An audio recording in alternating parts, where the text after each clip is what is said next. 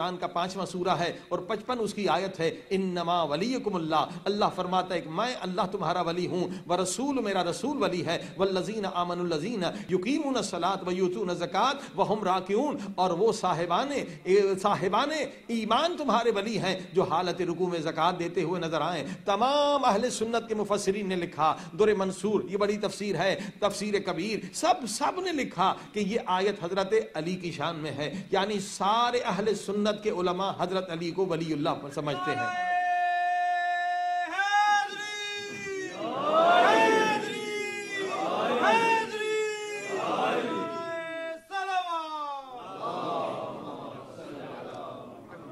یہاں پر کوئی اختلاف نہیں ہے اہل سنت اور اہل شیعوں کے درمیان، سب اہل سنت کے بھائی مولا علی کو ولی سمجھتے ہیں۔ ہم اعلان کرتے ہیں مگر انہوں نے اپنی ساری کتابوں میں لکھا ہے، حدیث بھی رسول خدا فرماتے ہیں جس کا میں ولی ہوں اس کے علی ولی ہیں۔ اہل سنت کے سارے مسلمانوں نے یہ حدیث لکھی ہے، اور صرف ایک آیت نہیں ہے، مولا علی کی ولایت کا اعلان خم غدیر میں ہوا، اور یہ بھی آیت قرآن میں موجود ہے، سورہ مائدہ سورہ کا نمبر 5 ہے، آیت کی نمبر 67 ہے۔ رسول خدا صلی اللہ علیہ وسلم نے جب خم غدیر پر سارے حاجی پہنچے تو اعلان ہوا، کیوں اعلان ہوا؟ آیت نازل ہوئی، یا ایھا الرسول بلغ ما انزل الیک من ربک وان لم تفعل فما بلغت رسالتہ، اے میرے محبوب وہ اعلان کر دیجئے جس کا آپ کو حکم دیا گیا ہے، اگر آپ نے یہ اعلان نہیں کیا تو آپ نے گویا رسالت کا کوئی کام انجام نہیں دیا۔ اب سارے اہل سنت کے مفسرین جو ہیں، تفسیر کبیر والے، در منصور والے، کشاف والے، سب جتنے بھی تفاسیر ہیں، 300 سے زیادہ اہل سنت کی کتابوں نے یہی لکھا کہ جب یہ آیت نازل ہوئی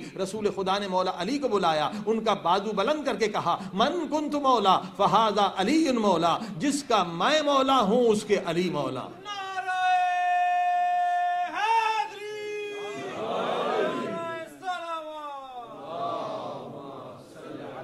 لہذا آپ دیکھ اس میں کوئی اختلاف نہیں ہے، یہ خارجیوں کا ایک پروپیگنڈا ہے۔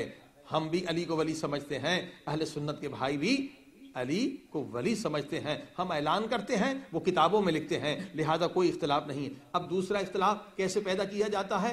یہی خارجی حضرات جو ہیں وہ کہتے ہیں کہ جناب شیعہ جو ہیں کافر ہیں۔ کیوں کافر ہیں؟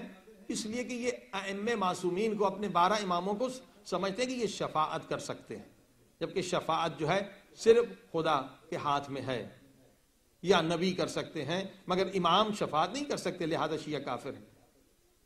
میں نے بہت ساری آیتیں پچھلی مجلس میں بتائی تھی، لیکن آج ایک دو کی طرف اشارہ کر دوں کہ یہ بھی جھوٹا پروپیگنڈا ہے کہ شفاعت صرف انبیاء کر سکتے ہیں اور امام نہیں کر سکتے۔ عزیزان گرامی، آپ آیت الکرسی سبھی جانتے ہیں، آیت الکرسی میں یہ آیت ہے، من ذا الذی یشفع عندہ الا باذنہ، نہ آگے کوئی نبی کا ذکر ہے، نہ پیچھے کسی نبی کا ذکر ہے، نہ کسی رسول کا ذکر ہے، صاف آیت کہہ رہی ہے کہ جسے اللہ اجازت دے، چاہے نبی ہو یا غیر نبی ہو، وہ شفاعت کر سکتا ہے۔ صلوات پڑھی محمد و آل محمد۔ اور دوسری آیت سورہ طٰہٰ، قرآن کا سورہ ہے، 20واں نمبر، 109 آیت ہے، یومئذ لا تنفع شفاعت الا من اذن لہ الرحمن ورضی لہ قولا، قیامت کے دن وہ شفاعت کر سکتا ہے کون؟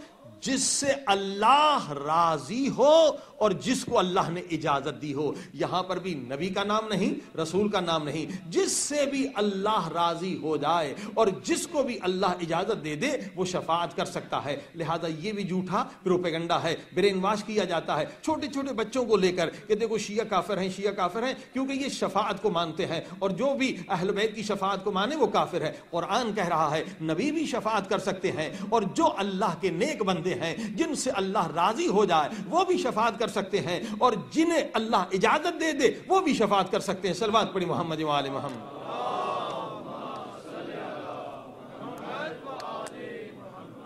تیسری تہمت لگا کے اور بچوں کو برین واش کیا جاتا ہے، مدرسوں میں گمراہ کیا جاتا ہے، یہ سب خارجیوں کے مدارس ہیں، نہ کہ سنیوں کے۔ ہمارے سنی ہمارے بھائی ہیں، ان کا عقیدہ ہمارا عقیدہ ایک ہے، مگر یہ اسی لباس میں چھپے ہوئے رہتے ہیں۔ عزیزان گرامی، کہتے کہ شیعہ کافر ہیں۔ کیوں شیعہ کافر ہیں؟ کہ یا علی مدد کہتے ہیں۔ بلکہ اب آپ دیکھیں یا علی مدد کی بات ہے، کتنے اہل سنت کے بھائی ہیں جو یا علی مدد کہتے ہیں، کتنے ان کے علماء ہیں جو یا علی مدد کہتے ہیں، مگر یہ ایک فرقہ ہے جو کہتا ہے یا علی مدد کہیں وہ کافر ہیں۔ ایسا نہیں ہے کہ یا علی مدد کہنے والا کافر ہے۔ یا علی مدد قرآن سے ثابت ہے، حدیث سے ثابت ہے. آپ سورہ نمل اٹھا کر دیکھیے، 27ویں سورہ ہے قرآن مجید کا، 27واں سورہ، 27 سورہ کا نمبر، سورہ نمل ہے. حضرت سلیمان اللہ کے نبی ہیں، کہہ رہے ایکم یاتینی بعرشہا، کون ہے جو میری مدد کرے تخت بلقیس لے کر آئے. بھئی اللہ کے نبی تھے نا، طاقت تھی، خود کیوں نہیں لے کر آئے؟ دوسروں سے مدد کیوں مانگ رہے ہیں؟ تو پتہ یہ چلا کہ دوسروں سے مدد مانگنا شرک نہیں ہے، اللہ کے ولی سے مدد مانگنا شرک نہیں ہے. قال الذی عنده علم من الکتاب انا آتیک بہ قبل ان یرتد الیک طرفک. تو عاصب بن برخیہ کھڑے ہو گئے، کہنے لگے میں تلخ بلخیز، میں وہ تخت جو ہے آنکھ جھپکنے سے پہلے لا سکتا ہوں. تو عزیزان گرامی، اب آپ نے دیکھا اللہ کے نبی ہیں مگر ولی خدا سے مدد مانگ رہے ہیں، اور ولی خدا آنکھ جھپکنے میں تخت بلقیس لے کر آ گئے. صلوات پڑھی محمد و آل محمد. لہذا یہ بھی برین واش کیا جاتا ہے تاکہ تفرقہ بازی ہو، تاکہ نفرت ہو، مسلمان لڑے، اور فائدہ کس کا ہو؟ اسلام کے دشمنوں کا. یا علی مدد قرآن سے ثابت ہے، حدیث سے ثابت ہے. میں ایک اشارہ کر دوں، جنگ احد کا واقعہ مدارج النبوہ اہل سنت کی بہت بڑی کتاب ہے، اور اسی طرح سے شیخ عبدالحق محدث دہلوی بڑے بڑے علماء لکھتے ہیں کہ جنگ احد میں جب رسول خدا کو کافر قتل کرنا چاہتے تھے تو اس وقت رسول خدا نے کیا فرمایا؟ فرمایا یا علی مرا از ان جماعت نگہدار حق نصرت بجا آور، کہ وقت نصرت است. کیونکہ یہ فارسی زبان میں کتاب لکھی گئی ہے، لکھا کہ حضرت رسول خدا نے فرمایا اے علی مجھے کافروں کی جماعت سے بچا اور آج مدد کا حق ادا کر دے کہ مدد کی ضرورت ہے. 3 جملے ہیں نا، اسے مختصر کہیں تو رسول خدا نے یہی تو کہا کہ یا علی مدد. صلوات پڑھے محمد و آل محمد.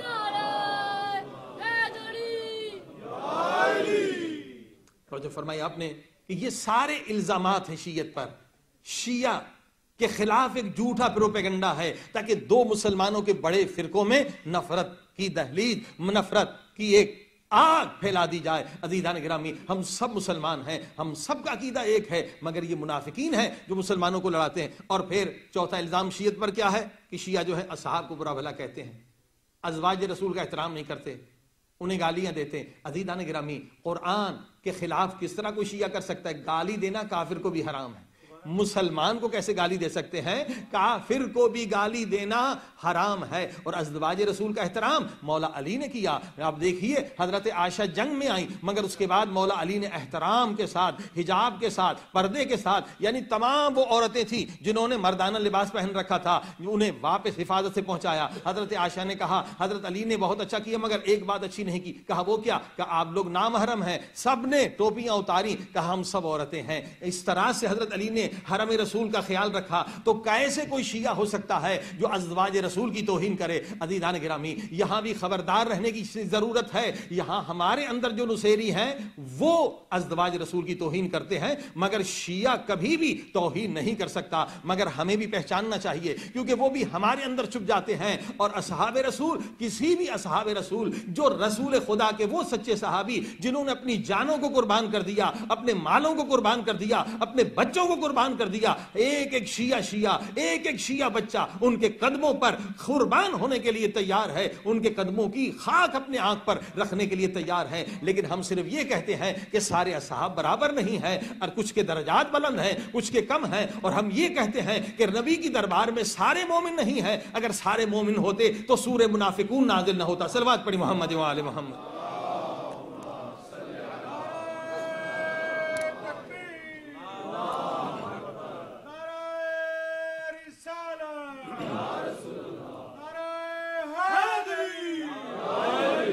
ایک جھوٹا الزام ہے، کیوں؟